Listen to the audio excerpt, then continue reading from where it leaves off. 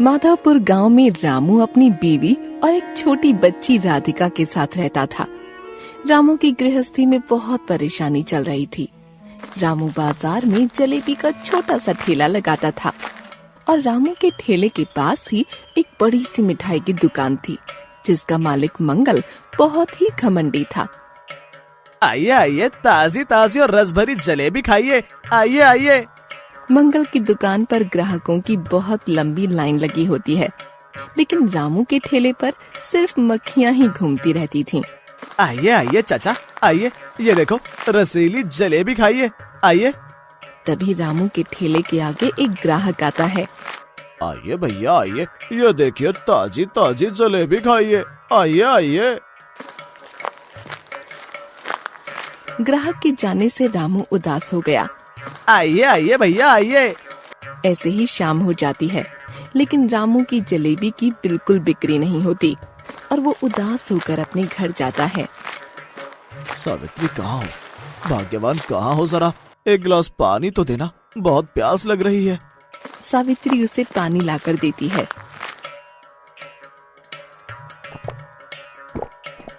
आज भी शायद ठेले पर कुछ बिका नहीं ना? तुम्हें ये सब कैसे पता? तुम्हारा तो ये रोज का काम हो गया है। तुमसे बोलती हूँ तुम मुखिया जी के यहाँ काम कर लो, कम से कम घर का खर्चा तो निकल जाएगा। तुम्हें पता है ना कि जलेबी की दुकान पहले बहुत अच्छी चलती थी, लेकिन जब से वहाँ वो नई बड़ी सी दुकान खुली है, तब से लोग मेरे ठेले से जलेबी नहीं खरीदते हैं। मुझे नहीं पता, अब तुम ये जलेबी का ठेला नहीं लगाओगे। तो तुम क्या चाहती हो कि मैं इसे बंद कर दूं? देखिए, ऐसा करने से हमारा पेट तो भरेगा नहीं। हाँ, मुझे पता है कि ऐसा करने से हमारा पेट नहीं भरेगा, लेकिन जलेबी की दुकान को मैं बंद नहीं कर सकता, क्योंकि ये मेरे स्वर्गीय पिताजी की दुकान है और मैं नहीं चाहता कि इसे बंद करूं। तुम बस थोड़े दिन और रुक जाओ। जब से मेरी शादी हुई है तब से मैं यही सुनती आ रही हूँ। तुम देखना सावित्री, एक दिन भगवान हमारी जरूर सुनेंगे और हमारे भी अच्छे दिन आएंगे और जलेबी की दुकान बहुत अच्छे से चलेगी। फिर हमें किसी चीज की कमी नहीं होगी। तुम बस इसी अंधविश्वास में जियो। तुम्हें नहीं पता कि घर में एक छोटी बच्ची भी है, जिसके लिए हमने अभी तो कुछ किया नहीं। तुम बस अपनी जलेबी का ठेला चलाओ। मैं राधिका को लेकर अपने भैया के घर जा रही हूँ। जिस दिन जलेबी के ठेले पर अच्छी कमाई हो जाएगी तो मुझे और मेरी बेटी को लेने आ जाना। उससे पहले मुझे अपनी शक्ल भी मत दिखाना। अरे सुनो सावित्री, कहाँ जा रही हो? ऐसे मुझे अकेला छोड़कर मत जाओ, ऐसा मत करो। राधिका, राधिका, चल कहाँ है? आज चल मामा के घर चलते हैं। अब हम यहाँ नहीं रहेंगे। जब तक तेरे पिताजी घर में पैसे लेकर नहीं आएंगे तब तक हम इस घर में वापस नहीं आएंगे। सावित्री गुस्से में राधिका को लेकर घर से बाहर चली जाती है और रामू दुखी होकर बस देखता रह जाता है। सुनो सावित्री, अभी मत जाओ। अगर तुम्हें जाना है तो सुबह चले जाना। इस तरह रात में बच्ची को लेकर जाओगी तो बहुत खतरा बना रहेगा। मुझे तो रास्ते से ज्यादा भी इस घर में दिक्कत लगती है। चल राधिका, हम चलते हैं। रामू बस दुखी होकर उनको जाते देखता रहा, लेकिन कुछ कर नहीं पाता।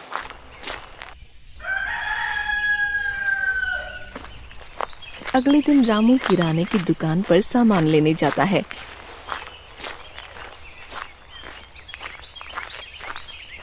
विनोद भाई, जरा मुझे बढ़िया वाली 2 किलो चीनी तोल कर दे दीजिए। अरे रामू, चीनी के भाव तो आसमान छू रहे हैं। आपको पता है आज चीनी का भाव 60 रुपए किलो हो गया है। अरे अरे अरे विनोद भाई, क्या बोल रहे हो? पिछले हफ्ते ही तो मैंने आपसे चीनी ली थी, तब तो चीनी का भाव 40 रुपए किलो था और आज 60 रुपए किलो। ये कैसे हो गया? देखो रामू, तुम मेरे पुराने ग्राहक हो, तो इसलिए मैं तुम्हें बता रहा हूँ कि मेरे पास पहले ही पुरानी चीनी रखी है जो थोड़ी सी मिलावटी वाली है। अगर तुम कहो तो मैं तुम्हें वो सही भाव में लगा कर दे देता हूँ। वैसे भी जलेबी बनाने के बाद तो पता भी नहीं चलेगा कि इसमें कौन सी चीनी इस्तेमाल की गई है।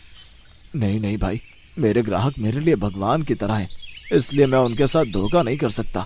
मैं कुछ भी खराब चीज इस्तेमाल करके अपने ग्राहकों को धोखा नहीं दे सकता। देख लो रामू, जैसे तुम्हारी मर्जी, मैं तो तुम्हारे भले के लिए बोल रहा हूँ। कोई नहीं भाई, चीनी का भाव बढ़ा है तो आप एक काम कीजिए, आप मुझको 2 किलो बढ़िया चीनी तोल कर दे दीजिए। मुझे पता है रामू, तुम अपने सामान में कोई घपला नहीं करते हो।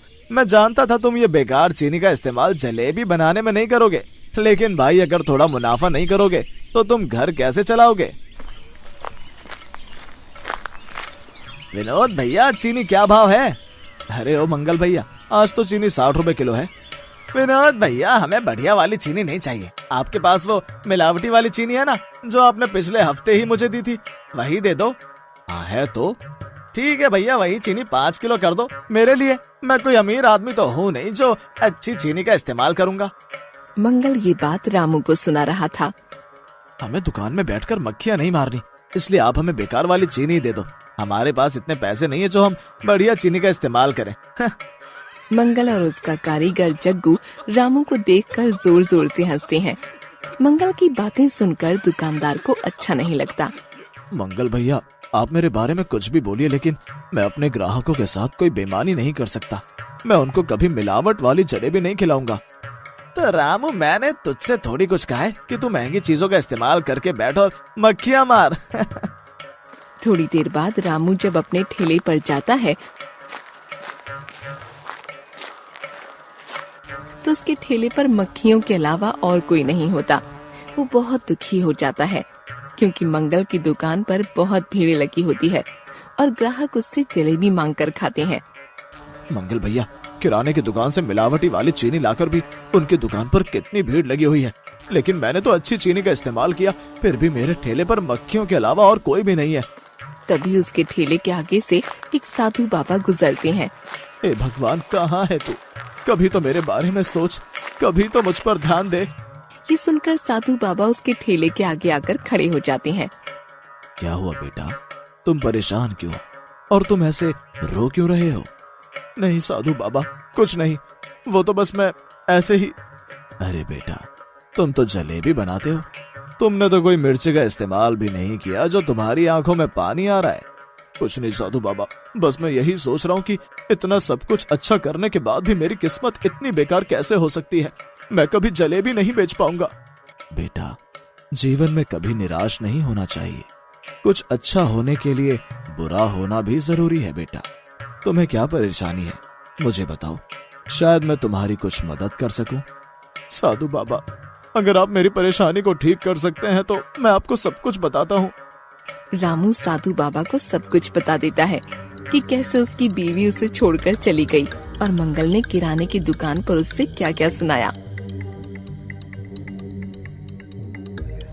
अरे बेटा, जीवन में कठिनाइयां तो आती ही रहती हैं, लेकिन हमें उनका डटकर सामना करना चाहिए। गीदड़ की भांति भागना नहीं चाहिए। साधु बाबा, मेरी ये परेशानी कैसे खत्म होगी, आप ही बताइए। क्या तुम मुझे अपने हाथ से बनी जलेबी खिला सकते हो?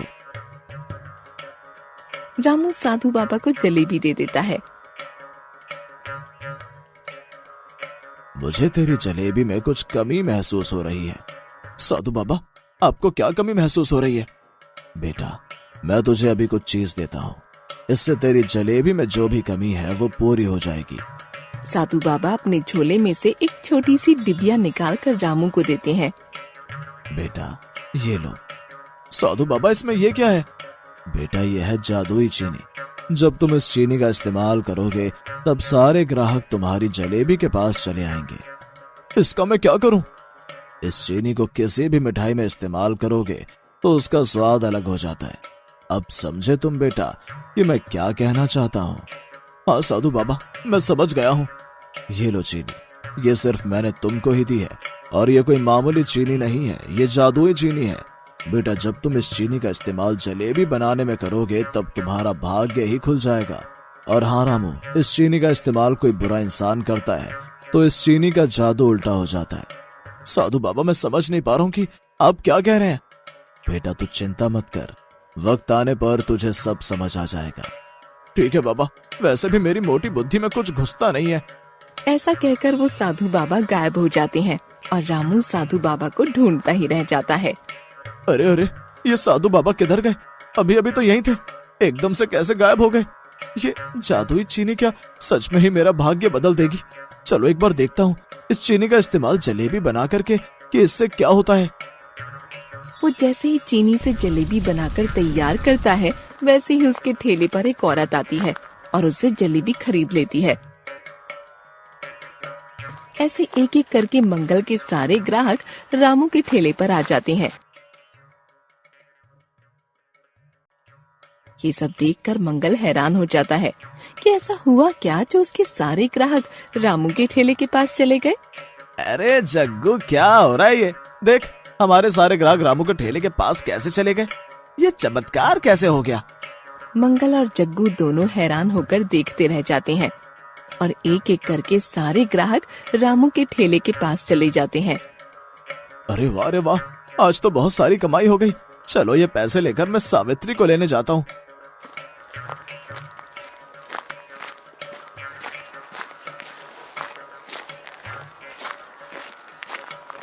सावित्री, ओ सावित्री, कहाँ हो? जरा बाहर आकर देखो, मैं तेरे लिए क्या लेकर आया हूँ। आ रही हूँ। क्यों गला फाड़ रहे हो? ऐसा कौन सा खजाना लेकर आए हो जो इतनी जोर जोर से चिल्ला रहे हो? ये देख सावित्री, मैं तेरे लिए पोटली भर के पैसा लेकर आया हूँ। तूने कहा था ना कि तू जब ही घर वापस आएगी, जब मैं तुझे जलेबी बेचकर पैसे लाकर दूंगा। तो देख, ले आया मैं, और तुझे अपनी बेटी और राधिका को लेने आया हूँ। चल चल, घर चल मेरे साथ। ये इतने सारे पैसे सच में तुमने जलेबी बेची है ना? या किसी के घर में डाका तो नहीं डाल लिया? नहीं नहीं, तू कैसी बातें कर रही है? ये पैसे मैंने जलेबी बेचकर ही कमाए हैं। चल अब राधिका को ले और घर चल, मैं तुम दोनों को घर वापस ले जाने आया हूँ। क्या तुम सच बोल रहे हो? ये सब पैसे तुमने जलेबी बेचकर कमाए हैं ना? हाँ सावित्री, तूने सही सुना। ये सब पैसे मैंने जलेबी बेचकर ही कमाए हैं। तुझे पता है ना, भगवान जब भी देता है छप्पर फाड़ कर देता है। मुझे ना सच में विश्वास नहीं हो रहा, ये सब तुमने जलेबी बेचकर कमाया। क्योंकि जब से हमारी शादी हुई है तब से आज तक मैंने इतना पैसा कभी नहीं देखा कि तुमने जो जलेबी बेचकर कमाया हो। अरे नहीं नहीं, ये सब तो साधु बाबा के जादुई चीनी का कमाल है। और जब तक ये जादुई चीनी मेरे पास रहेगी तब तक हमें किसी बात की चिंता करने की जरूरत नहीं है। अच्छा रुको, मैं जरा राधिका को बुला कर लाती हूँ। हाँ, जल्दी बुला, फिर हम चलते हैं अपने घर। राधिका देखो बेटा, तेरे पिताजी हम दोनों को घर वापस ले जाने आए हैं। चल जल्दी आ। अगले दिन जब रामू ठेले पर जलेबी लगाता है तब उसका ठेला ग्राहकों की भीड़ से भरा होता है, लेकिन मंगल की दुकान पर कोई ग्राहक नहीं होता। मंगल सेठ, देख रहे हो इस रामू की दुकान पर ग्राहकों की कितनी भीड़ है, और हमारी दुकान पर सिर्फ मक्खियां ही मक्खियां मंडरा रही हैं। हाँ, मैं भी वही सोच रहा हूँ कि ऐसा इसके पास क्या चीज है जिसकी वजह से हमारे सारे ग्राहक रामू के ठेले पर जलेबी खाने जा रहे हैं।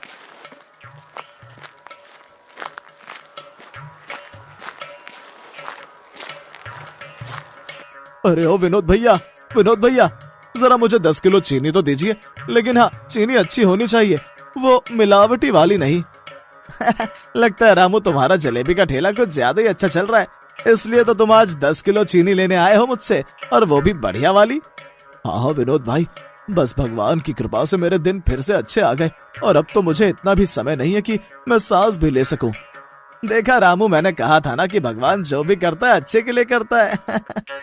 ये सब बातें मंगल और उसका नौकर जग्गू सुन रहा होता है। अरे जग्गू, जरा पता तो लगा कि इसके पास ऐसी कौन सी चीज है जिससे 5-6 दिन से इसके ठेले पर ग्राहकों की इतनी भीड़ है। मंगल सेठ, मुझे भी समझ नहीं आ रहा कि जो इंसान पूरे दिन ठेले पर बैठकर सिर्फ मक्खियां ही मक्खियां मारता था, आज वो 10 किलो चीनी की जलेबी बनाएगा। ऐसा इसके हाथ क्या लग गया जो इसके ठेले पर ग्राहकों की भीड़ ही भीड़ है। अगले दिन जब जग्गू रामू के घर जाकर देखता है तो उसे उस जादुई चीनी के बारे में पता लग जाता है। तो अब मैं समझा, इस जादुई चीनी से रामू वो जलेबी बेच रहा है। जग्गू भागता हुआ मंगल के पास जाता है और उसे सारी बातें बता देता है। रात को मंगल और जग्गू दोनों रामू के घर आते हैं। अरे जग्गू, कहाँ है वो जादुई चीनी जिसके बारे में तू बता रहा था? जल्दी ढूंढ, देख रामू ने कहाँ छुपा रखी है वो जादुई चीनी। मंगल और जग्गू दोनों ही रामू के घर में जादुई चीनी को ढूंढते हैं, लेकिन उन दोनों को ये नहीं पता होता कि रामू छुपकर उन दोनों को देख रहा होता है। मंगल सेठ, ये देखो, आखिर मिल ही गई मुझे ये जादुई चीनी। अरे वाह, जरा दिखा तो मुझे भी, कैसी दिखती है ये जादुई चीनी। वाह सेठ, ये तो हीरे की तरह चमक रही है। हाँ, चल, अब जल्दी चल, इसे लेकर हम भाग चलते हैं, नहीं तो अगर किसी ने देख लिया तो सारी मेहनत खराब हो जाएगी। चल। मंगल और जग्गू उस जादुई चीनी को लेकर रामू के घर से भाग जाते हैं, लेकिन रामू ये सब छुप कर देख रहा होता है और हंसने लगता है। अब आएगा मजा। अगले दिन जब मंगल और जग्गू उस जादुई चीनी से जलेबी बनाते हैं तो उनकी सारी जलेबी जल जाती हैं और जलकर राख हो जाती हैं। अबे अबे ये कौन सी जादुई चीनी है? अबे तेरी वजह से आज मेरा कितना नुकसान हो गया। तूने तो कहा था कि ये चीनी जादुई है, लेकिन इस चीनी ने तो मेरी सारी जलेबियां जलाकर राख कर दी। नहीं सेठ, जब रामू इस चीनी को जलेबी में डाल रहा था तो इस चीनी में कुछ चमकती हुई चीज निकलती थी। ये जादुई चीनी ही है, लेकिन पता नहीं ये सब कैसे हो गया। ये सब देखकर रामू जोर जोर से हंसता है। अब मैं क्या करूं? मैंने आखिर तेरे कहने पर चोरी क्यों की?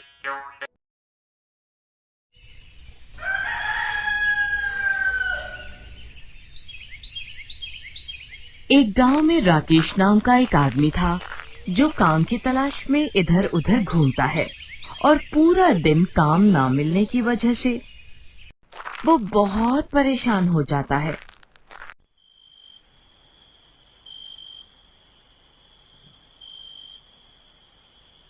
और रात को जब वो थककर अपने घर जाता है, घर में घुसते ही उसकी बीवी उससे पैसे मांगती है।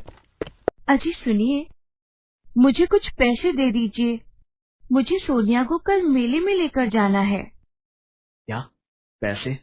मेरे पास तो खाने के लिए भी पैसे नहीं हैं। क्या आपके पास पैसे नहीं है? पैसे नहीं है कहने से घर का खर्चा थोड़ी ना चल जाएगा। मुझे नहीं पता, आप जाओ और कहीं से भी पैसे लेकर आओ।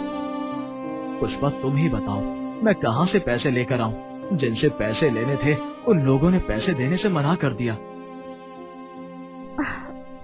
काश मैंने तुमसे शादी करने से मना कर दिया होता तो आज मैं सुख से रहती। जब से मैंने तुमसे शादी की है तब से एक भी दिन सुख से नहीं रही हूँ। कभी सोचा है तुमने, कभी मेरे लिए या हमारी बेटी के लिए क्या किया है? आखिर सोनिया तुमसे इतना प्यार करती है, लेकिन कभी तुमने उसके प्रति पापा होने का कोई फर्ज निभाया ही नहीं है। ऐसा कहकर रोते हुए पुष्पा वहाँ से चली जाती है और राकेश देर रात तक मन ही मन पुष्पा के कहे शब्दों को सोचता है और सोचता है कि मैंने कभी अपनी पत्नी और अपनी बेटी को कोई सुख नहीं दिया है। वो यही सब बातें सोचता है और परेशान होकर उठकर बाहर चला जाता है और थोड़ी दूर चलते चलते वो जंगल में चला जाता है। वहाँ जैसे ही वो पहुँचता है तो उसे वहाँ एक तालाब दिखाई देता है, जिसके पास एक लकड़ी की तख्ती दिखाई देती है, जिस पर लिखा होता है सावधान, और नीचे लिखा होता है इस तालाब में जो भी कूदता है वो कंकाल बनकर ही बाहर आता है। ये पढ़कर राकेश मन ही मन में सोचने लगता है कि मैं भी इस तालाब में कूद जाता हूँ। इस रोज रोज की चिक चिक भरी जिंदगी से तो कंकाल बनकर ही रहना बेहतर है। फिर ऐसा कहकर राकेश तालाब में कूद जाता है और जैसे ही वो तालाब में कूदता है तभी तालाब में बवंडर आता है और राकेश को उठाकर बाहर फेंक देता है। अरे मुझे ये क्या हुआ? मुझे ऐसा महसूस हो रहा है कि मैं पहले से और भी ज्यादा ताकतवर और फुर्तीला हो गया हूँ। तभी तालाब में से आवाज आती है। नहीं, ये सच है। ये आवाज सुनकर राकेश बहुत ज्यादा डर जाता है और डरते हुए इधर उधर देखते हुए बोलता है, कौन है? कौन है? यहाँ जो भी है सामने आओ। तभी तालाब में से पानी निकलकर बोलता है मैं तालाब बोल रहा हूँ, एक जादुई तालाब। तालाब को ऐसे बोलते देख राकेश और भी ज्यादा डर जाता है। अरे तालाब कैसे बोल सकता है? मैं तालाब ही हूँ और जो भी मेरा इस्तेमाल जो सोच कर करता है उसका उल्टा ही होता है। जो भी मुझ में स्वस्थ होने के लिए कूदे उसका उल्टा हुआ, वो मरकर कंकाल बनकर निकले। अरे फिर तो आप मेरे बहुत काम आ सकते हैं। काम तो आ सकता हूँ, लेकिन उल्टे कामों में, क्योंकि मैं कोई भी काम सीधा नहीं करता हूँ। अब समझ गया मैं तालाब जी। फिर राकेश इधर उधर देखता है और उसे तालाब के पास में ही एक खाली मटका रखा हुआ दिखता है और वो उस मटका को उठाकर तालाब के पास में आता है और फिर तालाब हंसते हुए उस मटके में चला जाता है और फिर राकेश उस मटके को लेकर घर आ जाता है। घर पर उसकी बीवी पुष्पा रसोई में खाना बना रही होती है। पुष्पा, पुष्पा, अरे क्या हो गया? क्यों घर को सर पर उठा रखा है? पुष्पा, हमारे पास कुछ रुपए हैं क्या? क्या पागलों जैसी बातें कर रहे हो? मेरे पास भला रुपये कहाँ से आएंगे? और अगर मेरे पास रुपये होते तो क्या मैं रात को लड़ाई करती? अरे 1-2 रुपए तो वैसे भी घर की औरतों के पास 2-5 रुपए तो निकल ही जाते हैं। हाँ, रुकिए, देखती हूँ। फिर पुष्पा रसोई में जाती है और चीनी के डब्बे में से 10 रुपए निकाल कर लाती है। ये लो, बस यही 10 रुपए थे मेरे पास, ये भी ले लो तुम। हमारे पास ये रुपए भी ना बचे। ये क्या बोल रहे हो? ये 10 रुपए मैंने कल सोनिया को मेले में ले जाने के लिए रखे थे और तुम उसे भी नहीं बचा रहे। जैसे ही वो मटके में पैसा डालता है वैसे ही मटके में से 7-8 गुना और पैसे निकलकर राकेश की जेब में आ जाते हैं। हे भगवान, ये क्या जादू है?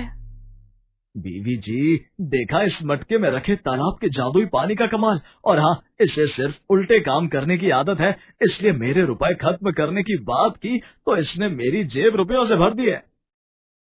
भगवान का शुक्र है कि ये सही हाथों में आया है।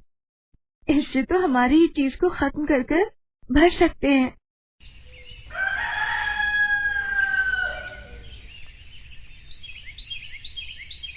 फिर राकेश उस मटके को लेकर बाहर जाता है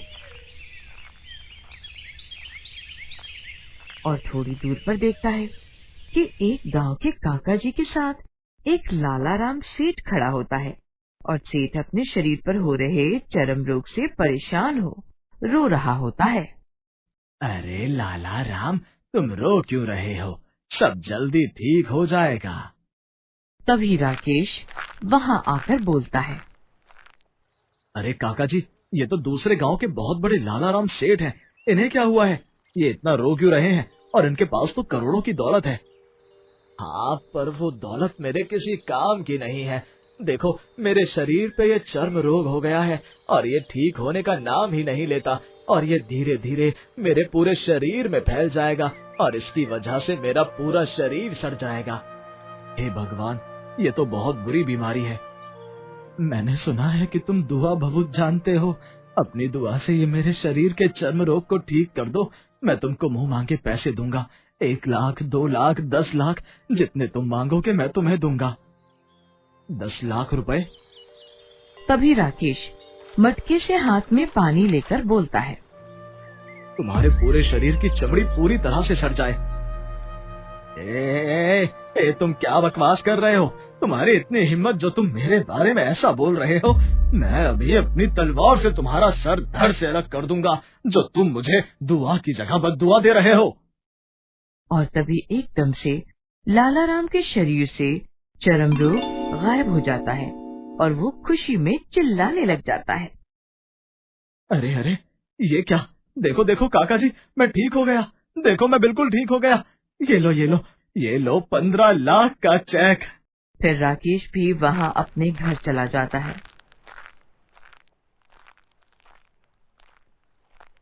और घर जाकर वो 15 लाख का चेक अपनी बीवी को देता है। अरे अरे, 15 लाख का चेक! भगवान की कृपा से अब हमारी सारी परेशानियां खत्म हो जाएंगी। अरे यही नहीं बीवी जी, अब तो पूरे गांव में हमारी चर्चा है और फिर धीरे धीरे पूरे शहर में हमारी चर्चा हो जाएगी और लोग समझेंगे कि ये सब हम अपनी दुआ बहुत से कर रहे हैं, लेकिन उन्हें क्या पता कि हमारे पास ये जादुई तालाब के पानी का करिश्मा है। अरे वाह, अब तो हमारे पास पैसा ही पैसा होगा। भगवान का शुक्र है कि ये तालाब का पानी आपको मिला, जिससे हम सब बहुत अमीर हो जाएंगे और हम चाहते हैं कि ये पानी इस मटके से कभी भी खत्म ना हो। अरे अरे, ये क्या बोल दिया तुमने? कितनी बड़ी गलती कर दी पुष्पा तुमने। तुम्हें बताया था ना मैंने कि इस तालाब के पानी को सब उल्टा करने की आदत है। अरे अरे अरे ये क्या हो रहा है? देखो देखो, तुम्हारे कहते ही मटका खाली हो गया। हे भगवान, और पैसा कमाने की चाह में ये क्या गलती कर बैठी मैं। चलिए चलिए, जल्दी से उसी तालाब से दोबारा फिर से मटके में पानी भर लाते हैं हम। हाँ हाँ, चलो चलो चलो, जल्दी चलते हैं।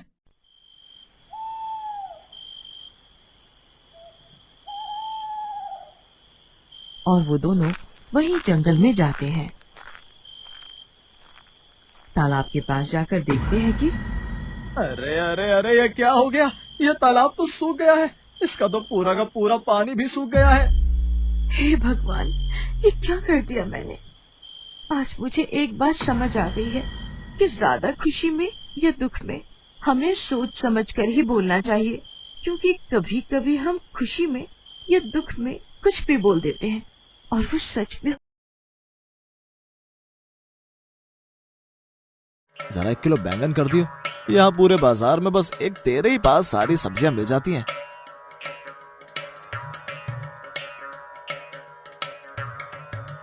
ऐसे करते करते उसकी दुकान के आगे लोगों की भीड़ लग जाती है और देखते ही देखते उसकी सारी सब्जियां बिक जाती हैं।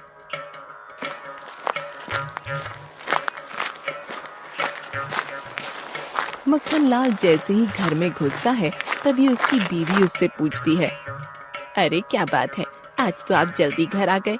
आज तो आपने बहुत जल्दी सारी सब्जियां बेच दी और आज आपको बहुत सारे पैसे मिले होंगे, है ना?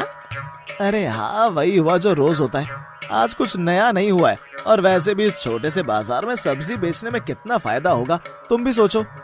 अजी, ज्यादा लालच करने से क्या फायदा, इससे हमारा अच्छा खासा गुजारा हो तो रहा है। हाँ हाँ, तो ज्यादा मत बोल और जा मेरे लिए खाना लेकर आ। सुबह से काम करते करते थक गया हूँ मैं वैसे भी। अच्छा अच्छा, लेकर आती हूँ, तुम ज्यादा गुस्सा मत किया करो। एक दिन गांव में एक बड़ी सी गाड़ी में एक आदमी आता है। वो देखने में बहुत पैसे वाला लग रहा था। उसकी बड़ी गाड़ी को देखकर सब हैरान हो जाते हैं कि तभी वो एक गांव के आदमी से कहता है, अरे ओ भाई, क्या नाम है तुम्हारा? जी साहब, मेरा नाम सुनील है। अच्छा सुनील भाई, तुम्हारे गांव में सबसे ज्यादा बड़ा खेत किसका है और सबसे ज्यादा किसके यहाँ ताजी सब्जी मिलती है? साहब, हमारे पूरे गांव में सबसे बड़ा खेत एक ही इंसान के पास है। उसका नाम मक्खन लाल है और सिर्फ उसी के पास ही ताजी सब्जी मिलती है। ठीक है सुनील, क्या तुम मुझे मक्खन लाल के घर ले जा सकते हो? सुनील मैनेजर को मक्खन लाल के घर ले जाता है। अरे ओ मक्खन लाल भाई, जरा बाहर तो आना। देखो तुमसे मिलने कोई आया है। कौन है जो सुबह सुबह चिल्ला रहा है? मक्खन लाल जैसे ही बाहर आता है तो वो उस मैनेजर को देखकर हैरान हो जाता है और उसकी बड़ी सी गाड़ी को देखकर उसके होश उड़ जाते हैं। मक्खन लाल भाई, ये साहब आपसे मिलने आए हैं। क्या? मुझसे मिलने? क्यों, क्या हुआ साहब? और आप कौन हैं?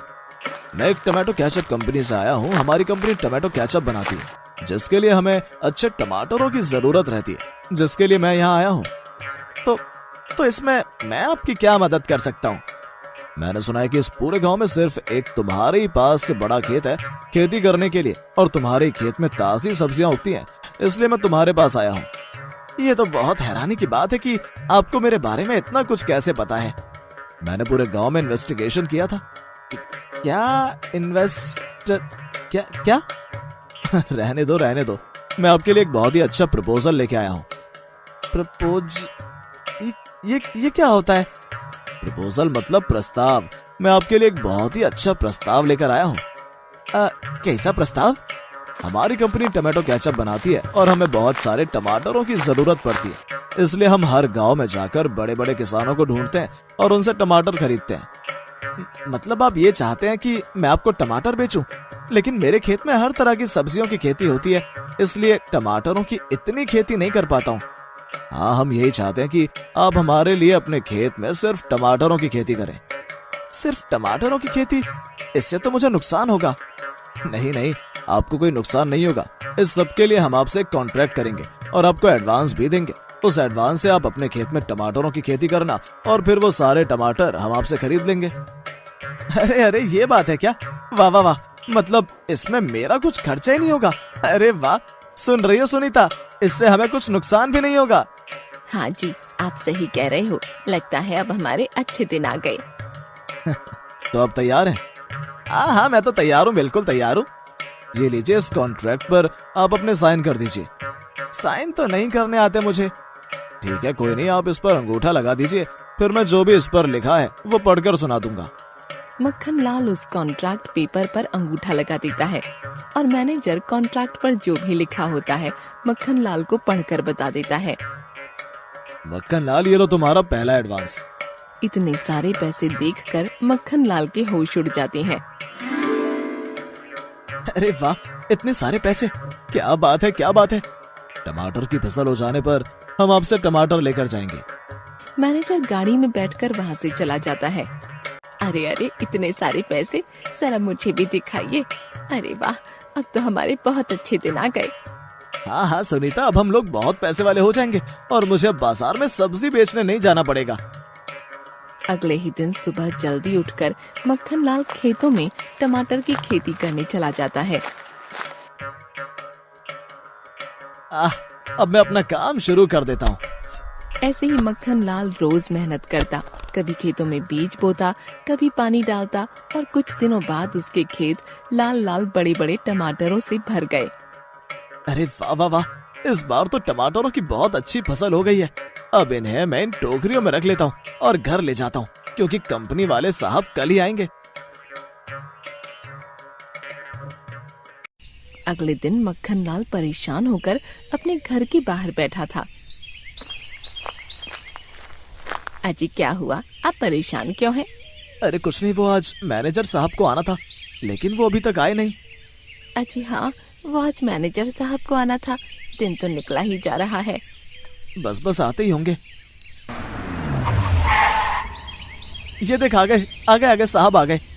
मैनेजर अपने साथ टमाटर लेने 2 कर्मचारियों को लेकर आता है। आइए आइए मैनेजर साहब, आइए अंदर आइए, मैं आपका इंतजार कर रहा था। तो इस बार टमाटरों की फसल कैसी हुई मक्खन लाल जी? जी, टमाटरों की फसल तो बहुत अच्छी हुई है।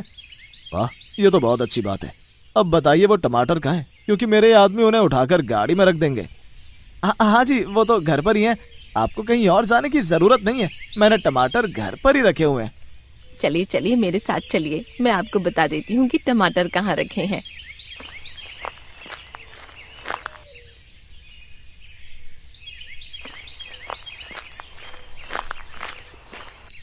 मैनेजर ध्यान से टमाटरों को देखता है।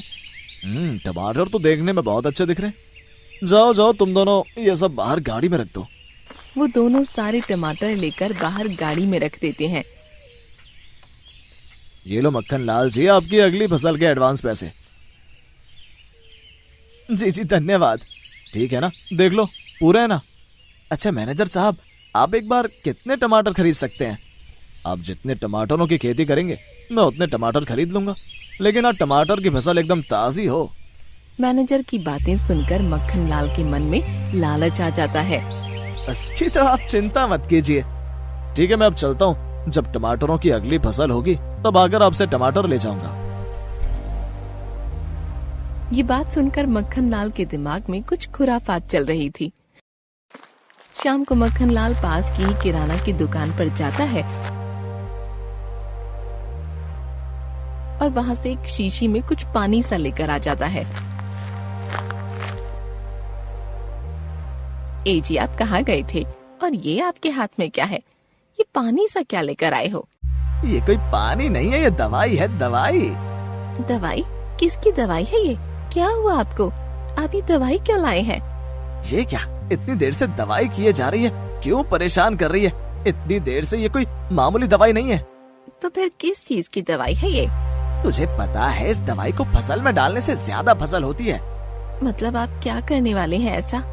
अरे तूने सुबह सुना नहीं, जब मैनेजर साहब ने बोला था कि मैं जितने भी टमाटरों की फसल करूंगा उतने ही टमाटर मुझसे खरीद लेंगे, इसलिए मैं ये दवाई लेकर आया हूँ, जिससे टमाटर बहुत मोटे और बहुत ज्यादा उगेंगे और हमें बहुत सारे पैसे मिलेंगे, बहुत सारे। लेकिन मैंने सुना है कि जो फसल दवा से बनती है वो अच्छी नहीं होती। अरे तो इसकी चिंता मैं क्यों करूं? मुझे क्या करना, मुझे तो बस पैसों से मतलब है, पैसों से। अरे अरे देखिए, ऐसा मत करिए, मुझे बहुत डर लग रहा है। अगर कुछ गड़बड़ हो गई तो, मैनेजर साहब को इस दवा के बारे में पता लग गया तो। चुप कर, चुप कर। लगता है तुझे बताकर ही बहुत बड़ी गलती कर दी मैंने। अरे तुझे नहीं पता, सब बड़े बड़े लोग पैसा कमाने के लिए कुछ ना कुछ गलत करते हैं। देखिए, मुझे इन सब के बारे में कुछ नहीं पता, लेकिन मुझे कुछ समझ नहीं आ रहा। अरे तू रहने दे, तुझे समझने की कोई जरूरत नहीं है। तेरे इस छोटे से दिमाग में कुछ नहीं घुसेगा। मैं अपने आप सब कुछ देख लूंगा। तू जा, मेरे लिए अच्छा सा खाना बना कर ले आ। आज मैं बहुत खुश हूँ और कल से मुझे टमाटरों की फसल करने के लिए बहुत मेहनत करनी पड़ेगी। अगले दिन मक्खन लाल वो दवाई लेकर खेत पर जाता है कि तभी उसकी बीवी बोलती है, सुनिए ना, अभी भी समय है, आप एक बार फिर सोच लीजिए। इतने सब से हमारा आराम से गुजारा हो रहा है। तो फिर शुरू हो गई। मैंने तुझे कल रात ही सब समझाया था, मैं अपने आप ही सब देख लूंगा। ऐसा कहकर मक्खन लाल वो दवाई लेकर खेत पर चला जाता है।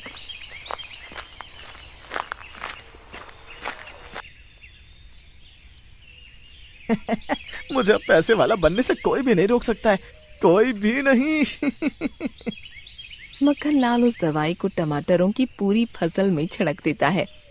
कुछ दिनों बाद जब मक्खन लाल देखता है तो इस बार पहले के मुकाबले 2 गुना ज्यादा फसल होती है। उन सब टमाटरों को लकड़ी की बड़ी बड़ी टोकरियों में रख लेता है और उन्हें घर ले जाता है। क्या बात है मक्खन लाल, तुमने तो इस बार पहले से ज्यादा टमाटरों की फसल कर ली है। कुछ नहीं मैनेजर साहब, वो इस बार मैंने पहले से ज्यादा मेहनत की है, तो इस बार टमाटरों की ज्यादा खेती हुई है। हाँ, इस बार टमाटर पहले से ज्यादा बड़े और लाल दिख रहे हैं। जी जी, वो मैंने आपको अच्छे से छाट छाट कर टमाटर दिए हैं और जो खराब टमाटर हैं वो अपने ही पास रख लिए हैं, यही बाजार में बेचने के लिए। अच्छा अच्छा ठीक है, ये लो तुम्हारे पैसे। अब की बार तुमने ज्यादा फसल की है, इसलिए ज्यादा पैसे लाया हूँ।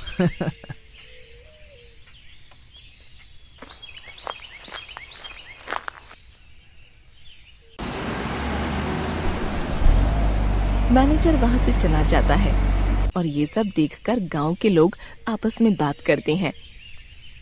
अरे सुनती हो, ये देखो देखो कितने सारे पैसे हैं। हाँ जी, पैसे तो बहुत सारे हैं। मैंने तुमसे कहा था ना कि मैं बहुत पैसे वाला आदमी बनूंगा।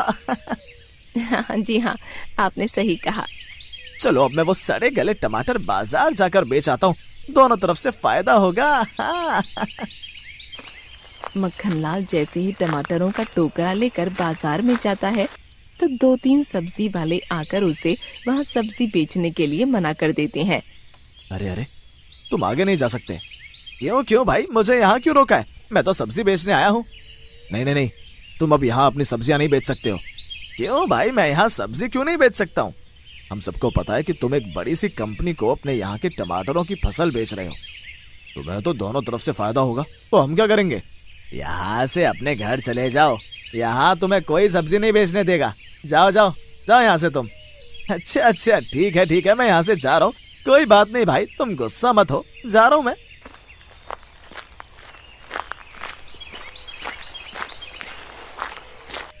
आप आज इतनी जल्दी कैसे आ गए?